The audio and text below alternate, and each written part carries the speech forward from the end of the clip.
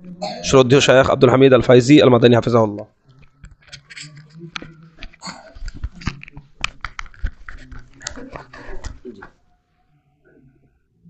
আসসালামু আলাইকুম ওয়া রাহমাতুল্লাহি ওয়া বারাকাতুহু।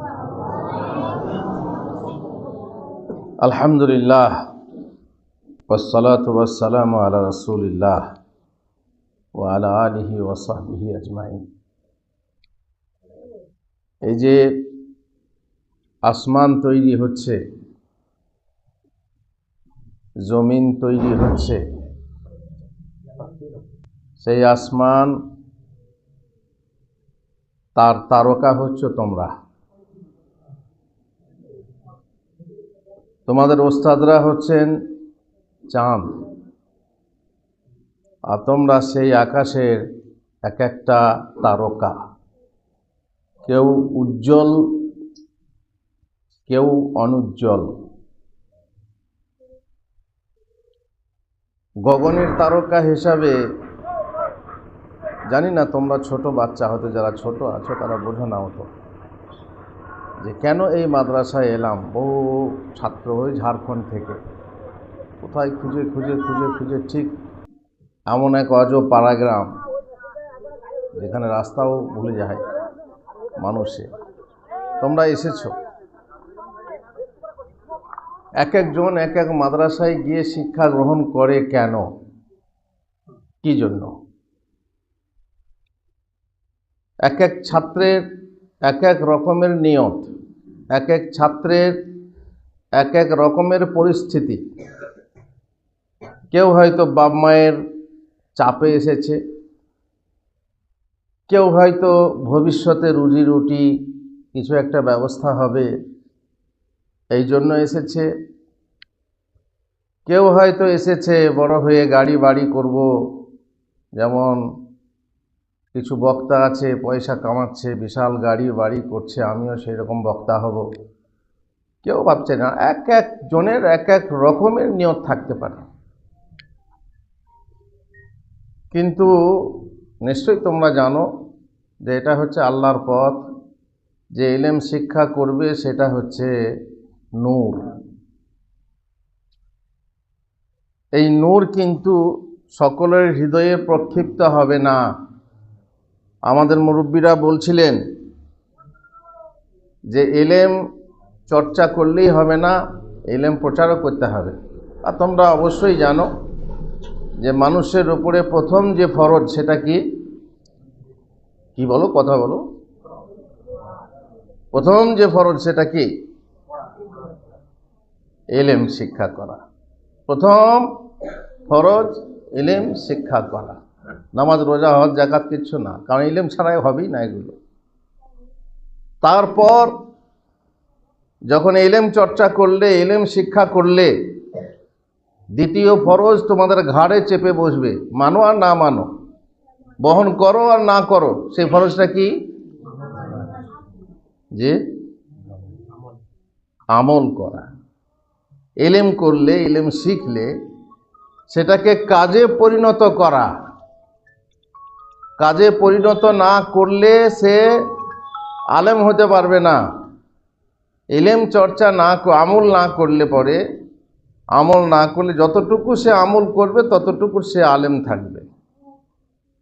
আমল করাটা হচ্ছে জরুরি। বেশ, ইলম শিখলে, আমলও করলে, কিন্তু আবার অটোমেটিকলি আরেকটা ফরজ তোমাদের ঘাড়ে এসে বসবে। তুমি মানো চাই না মানো, বহন করো চাই না করো, সেটা কি হলো? তুমি যেটা শিখলে, যেটা আমল করলে, তা তুমি চাচা আপনজান বাঁচা, বাস তুমি একাই জান্নাতে যাবে, আর বাকিরা কি হবে? এই জন্যে তোমার ইলম, তোমার আমল প্রচার করতে হবে, মানুষকে তোমার পথে আনতে হবে। ইলম শিক্ষার পথে তোমাকে আনতে হবে, আমল করার পথে মানুষকে আহ্বান করতে হবে, দাওয়াত দিতে হবে। এটা হচ্ছে 3 নম্বর ফরজ। আর এই 3টে ফরজ পালন করতে গিয়ে আরেকটা ফরজ তোমার ঘাড়ে আসে, যে ফরজটা তুমি মানো আর না মানো, বহন করো আর না করো, তোমাকে করতে হবে, নচেত তুমি ফ্যাশল হয়ে যাবে। ফ্যাশল মানে কি? মানে নিষ্কাম হয়ে যাবে বা ব্যর্থ হয়ে যাবে, নিষ্ফল হবে তোমার ইলম শিক্ষা। সেই 4 নম্বর ফরজটা কি বলে জানো? সবর, ধৈর্য। ধৈর্য ধারণ করতে হবে। কত কষ্ট হচ্ছে এই ছোট ছোট রুমে, কত কষ্ট হচ্ছে আলু ভাত খেয়ে, কত কষ্ট হচ্ছে শীতে গ্রীষ্মে, কত কষ্ট হচ্ছে। আমরা রাটি, পুয়ের ডাটি, কচু ভাত আমরা খেয়েছি। অবশ্য আলহামদুলিল্লাহ বর্তমান যে পরিস্থিতি খুব ভালো। এখন আমরা আমাদের সমাজের সহযোগিতা আল্লাহ তাআলা তৌফিক দিয়েছেন যে একটু ভালো মানের ভালো উন্নত খাবার পাচ্ছি, আমরা খাওয়াতে পারছি। কিন্তু আমরা যখন খেয়েছি পুয়ের ডাঁটি তো পুয়ের ডাঁটি, সপ্তাহ সপ্তাহ পুয়ের সময় পুই, কচুর সময় কচু, আলুর সময় আলু। আবার আমরা আঁটি যখন আমরা ধরে গাছে, মাদ্রাসার গাছে আমরা ফুলগুলো ভেঙে ফেলতো ছেলেরা, এই ভয়ে যে আমাদেরকে খাওয়াবে। আর কিচ্ছু নেই, তুমি ভাবছো আমরা আঁটির সাথে আর কিছু তরকারি আছে না। খাও, খেয়ে পড়াশোনা করো। তাহলে সবুর আছে, দরকার আছে না নেই? ধৈর্যের দরকার আছে না নেই? পড়াশোনা হচ্ছে না, অনেকের পড়া মনে থাকে না, পড়ছে পড়ছে। আচ্ছা, এরকম করে পড়া যায় না, না যায়? হ্যাঁ, এরকম করে কোরআন অনেকে মুখস্থ করছে, এভাবে যায় না, না যায়? হ্যাঁ, ঠিক না। কেন ঠিক না? ইহুদিরা ঝুঁকে ঝুঁকে পড়ে, অতএব আমাদের ঝোঁকা যাবে না।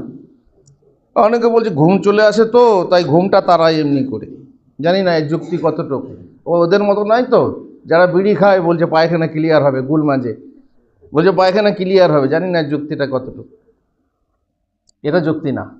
পড়া মনে থাকে না, পড়া মনে থাকে না।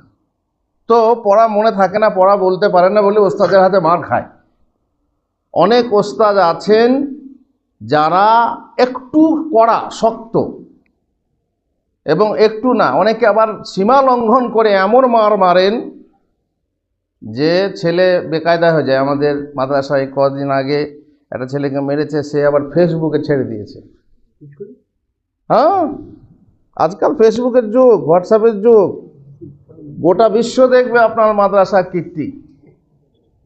বাস ফেসবুকে ছেড়ে দিয়েছে। ভাই ধৈর্য ধরো, কি দরকার ছিল? তুমি ধৈর্য ধরেনি, ধৈর্য নেই। তাহলে পরপর এই 4টা জিনিস পালন করতে হলে তবেই তুমি কামিয়াব হবে, তবেই তুমি সফল মানব হবে। নচেত এ স্বপ্ন দেখো না, যে স্বপ্ন তুমি দেখছো আলেম হবে। জানি না সবারই মনে কি স্বপ্ন আছে। এ তো অনেকেই মনে করে যে আমার দরকার নেই, ইমামতি করতে পারলেই হবে, কোনো রকম একটা মসজিদে গিয়ে ইমামতি করব, বেশ পেট চলবে। অনেকে বললাম যে বক্তা হব, দেখবে বক্তাতে কিন্তু বিশাল জ্ঞান তা নেই, বাস বক্তা হয়ে গেছে, মুখে চলছে, হয়ে গেছে। সেই রকম হব, 20,000 টাকা নাইট পাবো, বাস আবার কি। এইরকম যদি ছোট নিয়ত হয় তাহলে বলবো এ লাইন তোমার নয়। তোমার মনের ভিতরে একটা উঁচু আশা চাই। আর যখন আশা করবে আর বাসা বানাবে তখন ছোট করার নিয়ত করো না। আশা আর বাসা ছোট করতে হয় না।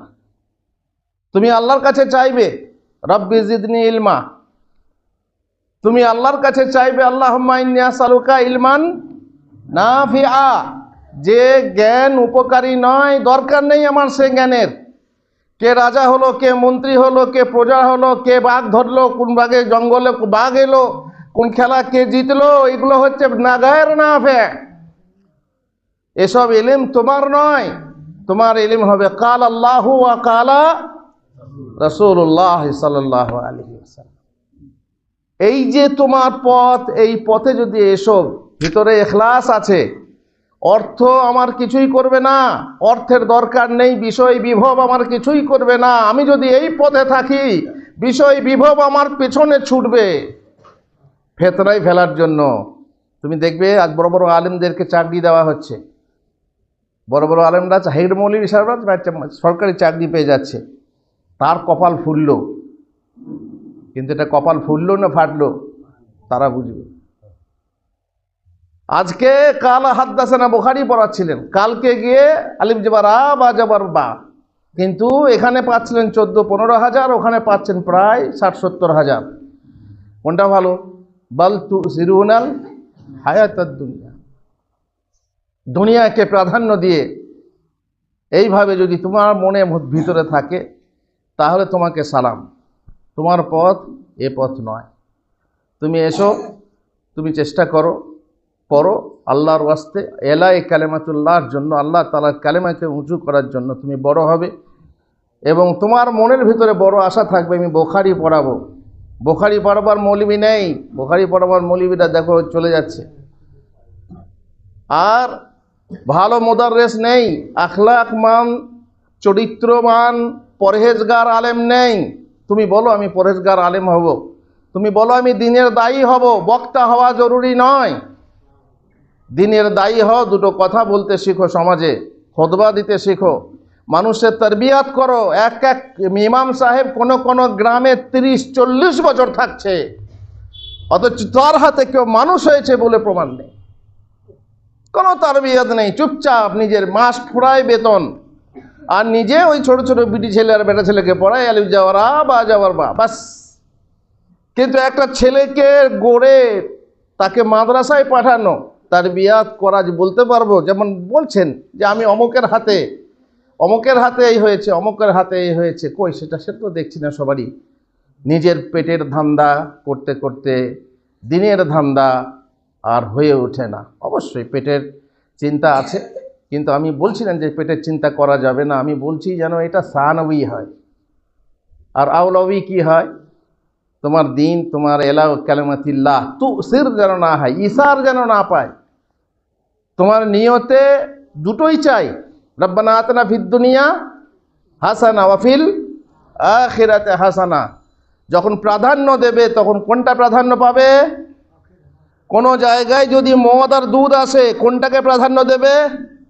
কোন জায়গায় যদি আখিরাত আর দুনিয়া আসে, কোনটাকে প্রাধান্য দেবে?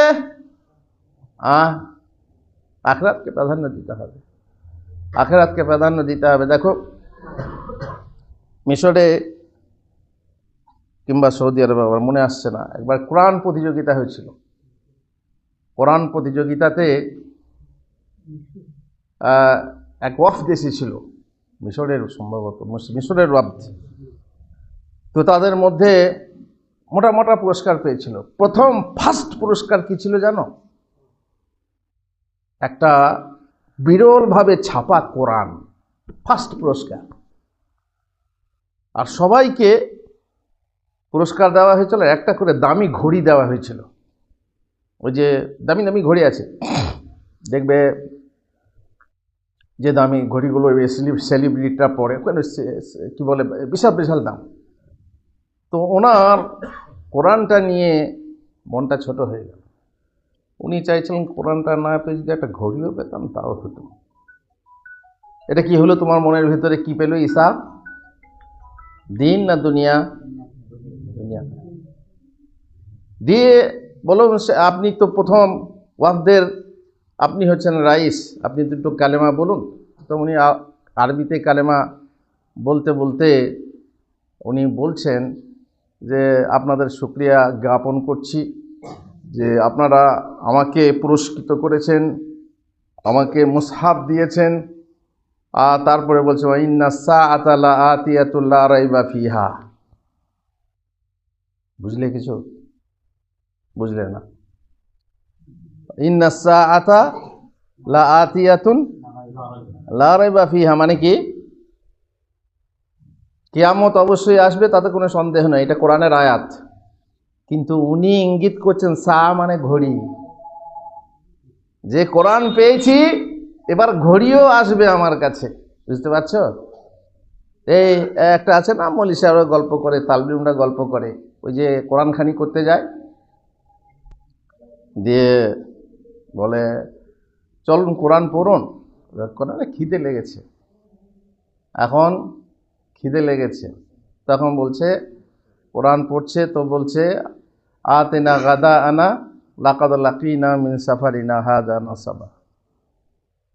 গাদা আনা বলছে খাগে, খাবার নিয়ে এসে পেট চুচু করছে, কোরআন পড়তে ভালো লাগে। বাল তুসিরুনাল হায়াতাদ দুনিয়া। প্রত্যেক ছেলের মাঝে, ছাত্রের মাঝে একটা নিয়ত থাকে, মন ছবি থাকে, আর না হলে হবে না। তুমি মন ছবি তৈরি করো যে আমি কি হতে চাই, ইনশাআল্লাহ সেটাই হবে। তোমার মনের ভিতরে যে ছবি আছে সেই ছবি তোমার হবে। খালি মনের ছবিটা, আশাটাকে বড় করতে হবে।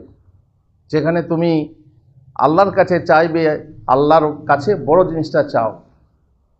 আল্লাহ বড়, ছোটটা দিলে বড়টা দিতে পারবে। আল্লাহর ভান্ডারে কমই নেই।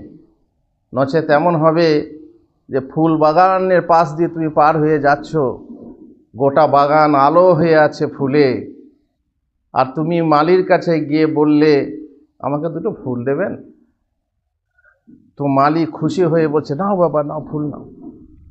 মালি কিন্তু বলছে মূর্খ তুমি, গোটা কত ফুলেই তোমার ভরল প্রাণ, কিন্তু চাইতে যদি মিলতো তোমায় সবটুকু এই ফুল বাগান।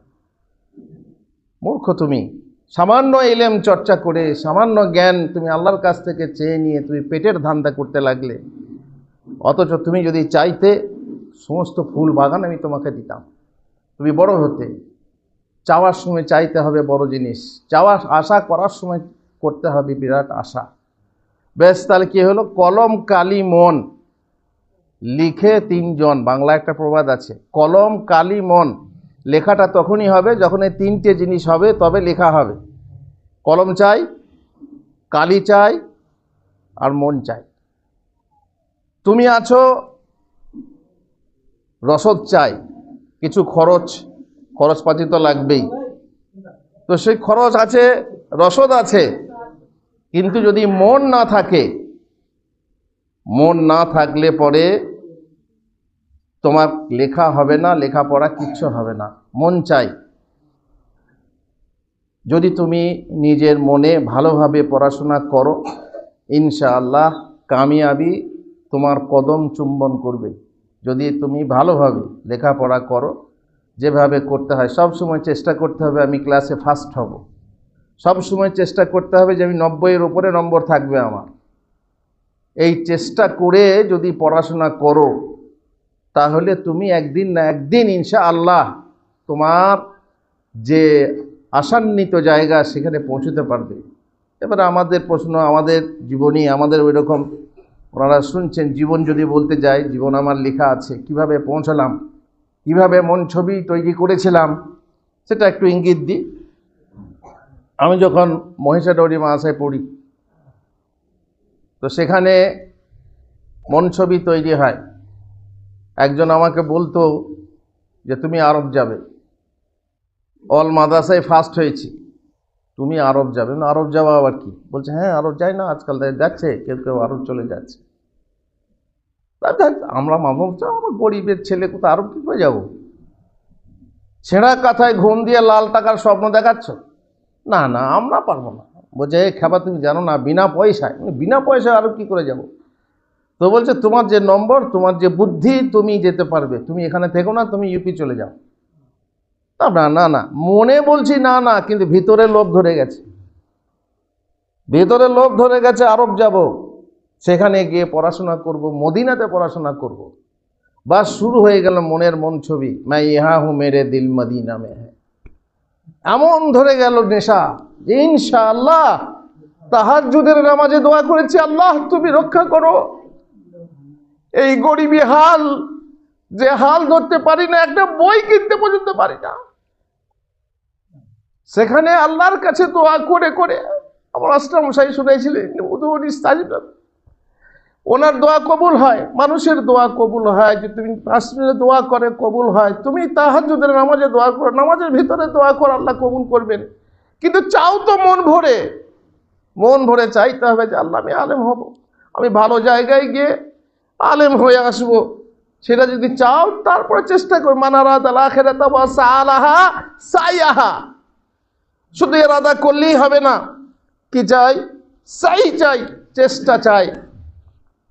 একজন নামে কদিন আগে মারা গেলেন, ওলামারা সবাই শুনেছেন, তোমাদের কেউ কেউ শুনেও থাকবে। আমি পালিশ গ্রামে সেদিনে বলছিলাম, মৌলানা আতাউর রহমান মাদানী সাহেব, গরিবের ছেলে, গরিবের ছেলে, তার উপরে সৎ মা, পড়াশোনার কোনো রসদ নেই, খালি পায়ে হাঁটতেন।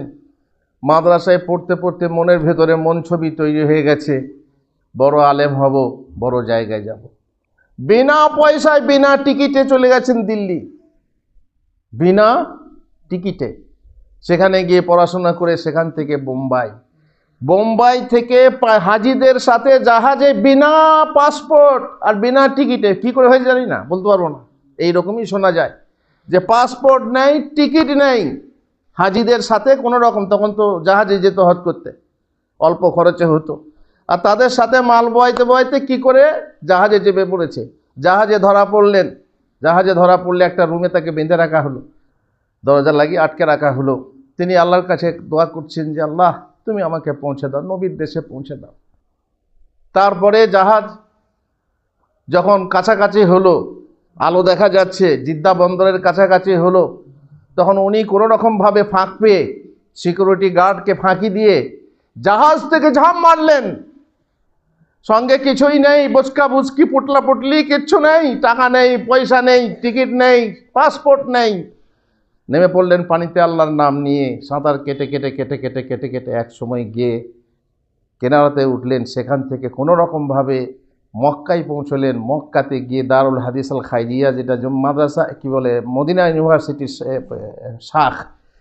শাখা, সেখানে গিয়ে ভর্তি হলেন। আমাদের মুর্শিদাবাদের আলেম ছিলেন, সেখানে ভর্তি হয়ে গেলেন। সফল হয়ে গেল জীবন। মনোছবি ছিল, মনের পাকা ইরাদা ছিল, আল্লাহর কাছে দোয়া ছিল, আল্লাহর মাশিয়াত ছিল, আর আল্লাহ তাআলা দান করলেন। আর কিভাবে, বৈধ নয় অবৈধ উপায়ে তা হলেও তিনি পৌঁছে গেলেন। নিজের সেই মনের আশা আকাঙ্ক্ষা তিনি পেয়ে গেলেন। সেখানে পড়াশোনা করলেন, সেখানে চাকরিও করলেন। আল্লাহু আকবার। তো এই যে চেষ্টা, যে প্রথমত মন ছবি তৈরি করতে হবে যে আমাকে হতে হবে, এছাড়া আমার উপায় নেই। এই জন্য বড় লোকের ছেলে চাইতে গরিবদের ছেলে পড়াশোনা কেন হয়? বড় লোকের ছেলেরা ভাবে হলো না হলো, আর না হয়তো বাপের জমি তো আছে। গরিবের ছেলে কেন হয়? যে আমার উপায় নেই, বাপের জমি জায়গায় নেই, করে খেতে হবে। অবশ্য দুনিয়াকেই প্রাধান্য দেয়, কিন্তু তার মনে এই দুনিয়া যখন আসে তখন তাকে শিক্ষাতে উদ্বুদ্ধ করে, শিখতে বাধ্য করে। এবং তারপর ঠিক আল্লাহর নিয়ত যখন চলে আসবে, ওই যে সালাফে সালেহিনরা প্রথমে করতেন কি, যখন শুরু করতেন তখন দুনিয়ার স্বার্থে, আর যখন বড় হতেন তখন কিন্তু নিয়ত বদলে যেত। নিয়ত বদলানো যায় না? যায় না, নিশ্চয়ই যায়। যে আস্তাগফিরুল্লাহ, দুনিয়ার জন্য আমি এলেম, তো না, হবে না, ঠিক হবে না। দিয়ে আখেরাতের জন্য এলেম তিনি বা তারা চেয়ে, তারপরে তারা সফল হয়েছেন, আর তাদের নিয়ত সার্থক হয়েছে, বাস্তব হয়েছে। তো এইভাবে করতে হবে। এরপরে আমি আর একটা কথা তোমাদেরকে বলি, এই জিনিসটা নিয়ে বড় বিভ্রান্তি চলছে। আলেম হবে একটা মানহাজের ওপরে হতে হবে, যে কোনো একটা আলেম হলেই হবে না।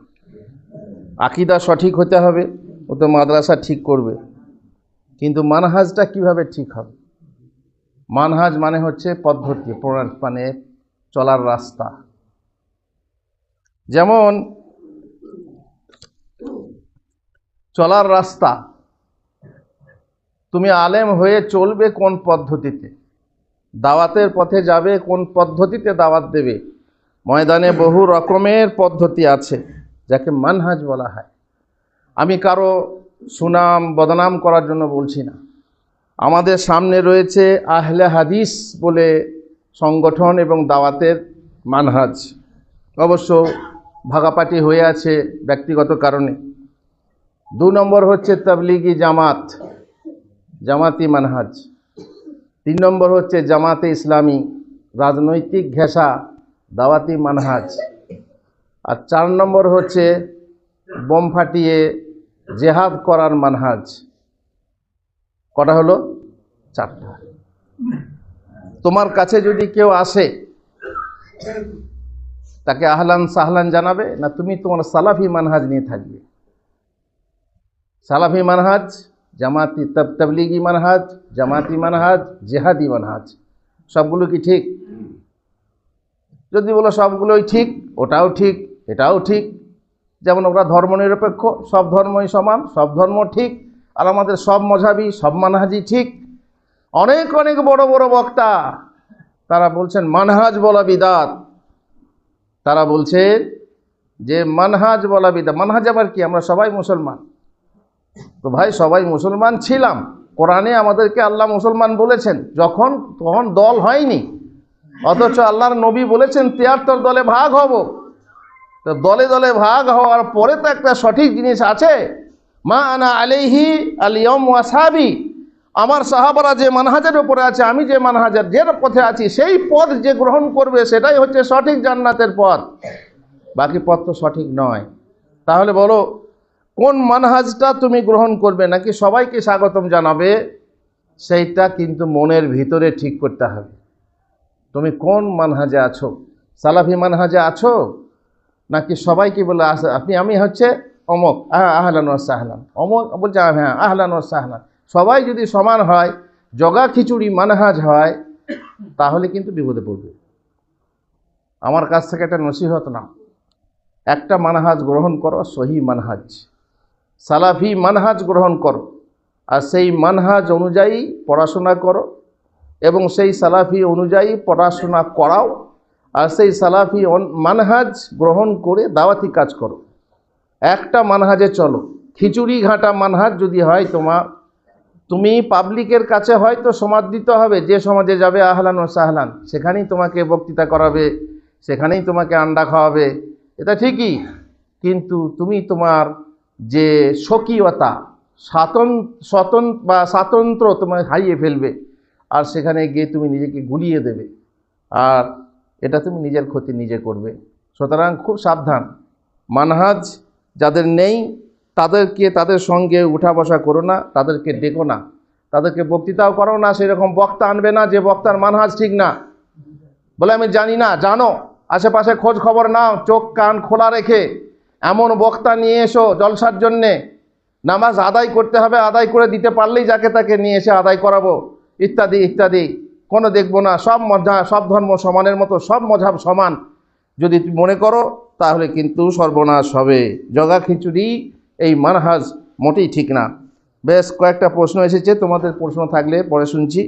নামাজে দোয়ায়ে মাসুরা কি পড়তেই হবে?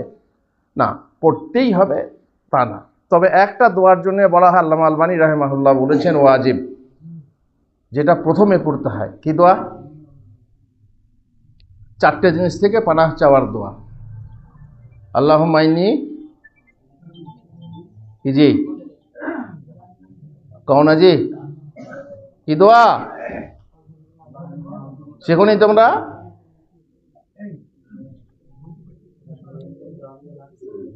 জানলাম তো নাফসি শিখেছ। এর আগে যেটা বলতে হয়, দরুদ হয়ে গেল, দরুদ হয়ে যাওয়ার পরে যে প্রথম দোয়া যেটা বলতে হয়, 4টে জিনিস থেকে পানাহ চাইতে হয়। আল্লাহুম্মা ইন্নী আউযু বিকা মিন আযাবি জাহান্নাম ওয়া আউযু বিকা, ওই দোয়াটা, এই দোয়াটাকে ওয়াজিব বলেছেন, কারণ ওখানে আমরের সিগা আছে। তো ফালিয়াস্তাইজ বিল্লাহ ফালিয়াদু বলে আমরের সিগা আছে বলে উনি বলেছেন যে এই দোয়াটা পড়া ওয়াজিব, বাকি ওয়াজিব নয়। 4 রাকাত নামাজে 2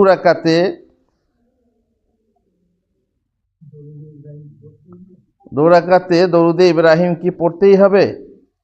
প্রথম তাশাহুদে, তার মানে প্রথম তাশাহুদে কি দরুদে ইব্রাহিম পড়তে হবে? জি, পড়তে হবে। কেন?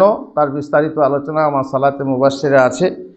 আল্লাহ নবী সাল্লাল্লাহু আলাইহি ওয়াসাল্লাম পড়েছেন, প্রথম তাশাহুদেও দরুদ পড়েছেন। এবার সেটা পড়া ওয়াজিব না মুস্তাহাব সে নিয়ে বিতর্ক আছে, কিন্তু মূল কথা হচ্ছে পড়তে হবে। কোনো সময় ছুটে গেল তো সহু সিজদা দিতে হবে না। বেশ। রাস্তায় যেতে যেতে কোনো সময় তসবিহ পড়া বা তসবিহ পড়তে পড়তে আল্লাহর কাছে দোয়া বা চোখে পানি ফেলা, পানি চলে এলে কি অপরাধ হবে? অপরাধ কেন হবে? তো ভালো কথা। রাস্তায় চলতে আমি যে তসবিহ পড়ি, আলহামদুলিল্লাহ, সময়টা আমার কাজে লাগলো। আমরা তো অনেকে লম্বা সফরে ট্রেনে যাই, কেউ তাস খেলি, আজকাল তো খুঁটু করার এসেছে, ইউটিউব দেখি, ফেসবুক দেখি, চলছে। তবে ইউটিউবের যদি আমি আবার স্মার্টফোনে কোরআন পড়ি কিংবা হাদিস চর্চা করি, সবই করা যায়, এর মধ্যে সবই আছে। ভালো কাজেও ব্যবহার হয়, আর আমার কাছে চাকুর ছুরি, এটা আপেলও কাটা যায়, মানুষও কাটা যায়। তো তুমি যদি ভালো কাজে ব্যবহার করো ঠিক আছে, এটা নিয়েই খুটুখুটু করো, কিন্তু গেম খেলো না। গেম খেলো না, গেম খেলে সময় নষ্ট করো না। বরং দেখবে অনেক কিছু আছে। তুমি তালেবে ইলম, আরবি জানো, আরবিতে বহু কিছু আছে, গোটা গোটা বই ঢোকানো আছে, সে বই তুমি পড়ো। যদি বলো না আমি বই জানি, উর্দু বইও আছে, বাংলা বইও আছে, তুমি পড়ো, ইংরেজি বইও আছে, সব কিছু এর মধ্যে ভালো মন্দ সব আছে। তুমি ভালোকে বেছে বেছে নিয়ে পড়ো, তাহলে ভালো কথা। তসবিহ পড়ো রাস্তা চলতে চলতে, কোনো সমস্যা নাই। দোয়া করো আল্লাহর কাছে। আচ্ছা, তসবিহ পড়া ভালো না ইস্তেগফার করা ভালো? ইস্তেগফার করা ভালো। কেন? আস্তাগফিরুল্লাহ, আস্তাগফিরুল্লাহ, আস্তাগফিরুল্লাহ, আর হচ্ছে সুবহানাল্লাহ, আলহামদুলিল্লাহ, লা ইলাহা ইল্লাল্লাহ, আল্লাহু আকবার। কোনটা ভালো? কোনটা ভালো জি? আমার কাছে শোনো, তোমার জামা যদি পরিষ্কার থাকে তাহলে তাতে সাবান দেওয়া ভালো না আতর দেওয়া ভালো? আতর দেওয়া ভালো। আর জামাটা যদি ময়লা থাকে, গন্ধ করছে বগলটা, তাতে আতর দেওয়া ভালো না সাবান দেওয়া ভালো? হ্যাঁ, তাহলে বুদ্ধিমান তোমরা। তাহলে এবার বলো, তুমি যদি গুনাহগার হও, গুনাহগার হওয়ার পরে আস্তাগফিরুল্লাহ বলা ভালো না সুবহানাল্লাহ, সুবহানাল্লাহ বলা ভালো? হ্যাঁ, সাবান ব্যবহার করা ভালো। গোনা, আমাদের গোনাতে ভর্তি। পথ চলতে চলতেই যে কত গোনা হয়। হ্যাঁ, যখন ঘরের ভিতরে কত গুনাহ করছি, কত নোংরা জিনিস দেখছি। আজকাল পথে বেরোলে ভারতবর্ষের মতো জায়গায়, সৌদি আরব হলে সেখানে বোরকা সব কালো, আর এখানে তো বোরকাওয়ালা ফাঁকা। ফাঁকা তো দূরের কথা, এই পর্যন্ত প্যান্ট পরছে, আবার প্যান্টের মাঝেও ফাঁকা ছেঁড়া। এবার কি ফ্যাশন এলো দেখুন তো। গরিবের মেয়েরা, গরিবের ছেলেরা ফাটাফুটো পড়তো, এখন আবার বড় লোকের ছেলেরা ফাটাফুটো পড়ছে। এ তো ভারী মুশকিল। তো যদি ওইগুলো মুখ সরিয়ে আস্তাগফিরুল্লাহ পড়তে পারো এবং তাসবিহ পড়ো, আল্লাহর কাছে দোয়া করো, সমস্যা। আর চোখে পানি এলে তো আলহামদুলিল্লাহ। চোখে পানি আসা মানে কি? চোখে পানি আমার বাপকে স্মরণ করলে তো হবে না, আমার ছেলে মরে গেছে বলে পানি চলে এলে হবে না। কিসে? আল্লাহর ভয়ে কাঁদতে হবে। আল্লাহর ভয়ে এক ফোঁটা চোখের পানি তোমার জাহান্নামের আগুন নিভিয়ে দিতে পারে, তাই না? তো আল্লাহর ভয়ে কাঁদতে হবে। তুমি আল্লাহকে স্মরণ করে কাঁদো, নামাজে কাঁদো। নামাজে যদি তুমি মানেগুলো বোঝো তাহলে তুমি কাঁদবে। যখন তুমি আত্তাহিয়াতু পড়ছো, আমাদের মনে হয়, তাই বলছি, যখন কি বলছি, আত্তাহিয়াতু লিল্লাহি ওয়াস সালাওয়াতু ওয়াত তাইয়্যিবাতু, কি বললাম? হ্যাঁ, মানেটা কি? আল্লাহকে আমি কি বললাম? তুমি যদি মানেটা বোঝো, তখনই মনে হবে আরে আমি মুখে যা বলছি সত্যি তো তা নয়। মুখে যা বলছি সত্যি তো নয়, চোখে পানি আসবে। আপনি দেখেন, ওলামারা বলছেন এই তিনটের মানে হচ্ছে তিন প্রকার ইবাদত। আমার মৌখিক ইবাদত, আমার দৈহিক ইবাদত এবং আমার হার্দিক ইবাদত। সমস্ত ইবাদত তোমার জন্য আল্লাহ তাআলা। কোথায় আমরা এসব করেছি? তখন চোখে পানি আসবে, কষ্ট হবে যে আল্লাহ কোথায় করেছি, কি বলছি আর কি। যে যারা আল্লাহর ছাড়া অন্যের কাছে সাহায্য চায়, আর বলে কি ইয়াকা নাবুদু ওয়া ইয়াকা নাস্তাইন, মিথ্যা বলছে। এখানে বলছে আমি তোমার কাছেই সাহায্য চাই, আর এখানে বাবার দরগায় যাচ্ছে, ওর দরগায় যাচ্ছে, বাবা অমুক দাও, বাবা তমুক দাও, নাউজুবিল্লাহ। বেশ, খুতবা দিতে গিয়ে বা শুনতে গিয়ে এমন ঘটনা আলোচনা হচ্ছে যাতে চোখে পানি চলে আসছে। অন্যায় হবে না? অন্যায় হবে না, চোখে পানি আসছে নিশ্চয়ই। তবে বললাম যেন ওই রকম না হয় যে একজন ওয়াজ করছিল, খুব ওয়াজ করছিল, তারপরে এক বুড়ি ওইদিকে কাঁদছে, তাই যাই ওয়াজ করছে, তুমি কাঁদছে কেন? তাহলে তো তোমার ওয়াজ খুব ভালো লেগেছে না, তুমি আল্লাহর ভয়ে কাঁদছো? বলছে না রে ভাই, মৌলভী সাহেবের দাড়ি হিলছে, তো আমার একটা খাসি ছিল দাড়ি লম্বাওয়ালা, সে খাসিটা মরে গেছিলো, তো দাড়িটা অমনি করে হেলাতো, তো মৌলভী সাহেবকে দেখে খাসিটা মনে পড়ে আমার কান্না আসছে। কিরম হলো বুঝতে পারলে? এক ভিখারি গেছে ভিক করতে, এক বাড়িতে ভিক্ষা করতে গেছে, তো দেখছে ঘরের গিন্নি পেঁয়াজ কাটছে, আর এসে বলছে মা গো এক পোয়া চাল দাও মা, ইত্যাদি বলছে। এবারে ও বলছে তুমি অন্য ঘরে দেখো আমি ব্যস্ত আছি, দেখতে পাচ্ছ না? বলছে দাও মা দাও, মানে সেই নাছোড়বান্দা। আর ওদিকে গিন্নির চোখে পানি পড়ছে, ও বলছে আমার ঘরের এই অবস্থা, আমার মেয়ে, আমার এই ওই, আর ওর চোখে পানি পড়ছে। ও ভাবছে কি আমার কথা শুনে কাঁদছে। তারপর ও বলছে মা তাহলে দাও। বলছে তোমাকে বললাম না অন্য ঘরে দেখো। বলছে ও মা তুমি যে আমার কথা শুনে কাঁদছো, বলছে আমি তোমার জন্য কাঁদছি না, আমি পেঁয়াজের জন্য কাঁদছি। পেঁয়াজের ঝালে আমার চোখে পানি আসছে, আর তুমি বলছো তোমার জন্য কাঁদছি, তোমার জন্য কাঁদছে কেন? এইরকম যদি কান্না হয় তাহলে লাভ নেই, বরং আল্লাহর জন্য কাঁদতে হবে। ব্যাস। খুতবা দেওয়ার সময় কোনো সময় নবী সাল্লাল্লাহু আলাইহি ওয়াসাল্লামের নামে দরুদ পড়া হলে বা সুবহানাল্লাহ আলহামদুলিল্লাহ বলা যাবে। হ্যাঁ, যেগুলো জিকির সেগুলো করা যাবে খুতবার সময়। যে দোয়া বলা যাবে, যেমন শুনলেন, শুনে সুবহানাল্লাহ, একটা ঘটনা শুনলেন খুব আশ্চর্যজনক, সুবহানাল্লাহ। তারপরে দোয়াজনক এলো আমিন। যেমন যে আল্লামা আলবানীকে রহম করুন, তিনি এই করেছেন, তখন আমরা কি বলবো? আল্লাহুম্মা আমিন। ঠিক আছে। আর কি বলে, যদি এমন কথা হয় যে কথা বলা জায়েজ না, কথা বলা যাবে না। নামাজে কথা বলা যায় না, খুতবার সময়ে কথা বলা যায় না, এমনকি আমরে বিল মারুফ ওয়া নাহি আনিল মুনকারও করা যাবে না। কেউ যদি অন্যায় করছে তাকে ইশারায় বলতে হবে। কেউ যদি সালাম দেয়, অনেকে এসে সালাম দেয়, সালাম দেওয়া ঠিক না ওই সময়। এবার যদি সালাম দেয়, সালামের জবাব দেওয়া যাবে না? যাবে না। মুখে দেওয়া যাবে না, কিসে দিতে হবে? হাতে। তাকে হাতে, যেমন নামাজের ভিতরে হাতের ইশারায় দিতে হয়, ওইভাবে দিতে হবে। সুতরাং দরুদ পড়তে হবে, রাসূলুল্লাহ সাল্লাল্লাহু আলাইহি ওয়াসাল্লামের নাম শুনলেই দরুদ পড়তে হবে। এবার প্রশ্ন হবে, তাহলে নামাজে যখন শুনবো মুহাম্মাদুর রাসূলুল্লাহ ওয়াল্লাযীনা মাআহু আশিদ্দাউ আলাল কুফফারি, এই আয়াত পড়ছে ইমাম সাহেব, তখন কি আমি সাল্লাল্লাহু আলাইহি ওয়াসাল্লাম বলবো? বলো। মুহাম্মাদুর রাসূলুল্লাহ মা কানা মুহাম্মাদুন আবা আহাদিন মির রিজালিকুম ইউবাশশিরু ওয়া কি বলে ইয়াতি মিন বা'দি ইসমুহু আহমদ ইয়া আইয়ুহান নাবিয়্যু লিমা তুহাররিমু মা ইয়া আইয়ুহান নাবিয়্যু ইয়া আইয়ুহার রাসূল। আমরা কি সাল্লাল্লাহু আলাইহি ওয়াসাল্লাম বলবো? না। কেন? এটা নামাজ। আর প্রমাণিত নয় যে নামাজের ভিতরেও মুহাম্মাদের নাম শুনে, বরং বাইরে তখন আল্লাহর নবীর নাম শুনবো, খুতবাতে শুনবো, তখন আমরা কি করব? দরুদ পাঠ করবো ইনশাআল্লাহ। বেশ, তোমাদের কারো প্রশ্ন আছে? শেষ করে দিই, অনেক লম্বা হয়ে গেল। ঠিক আছে।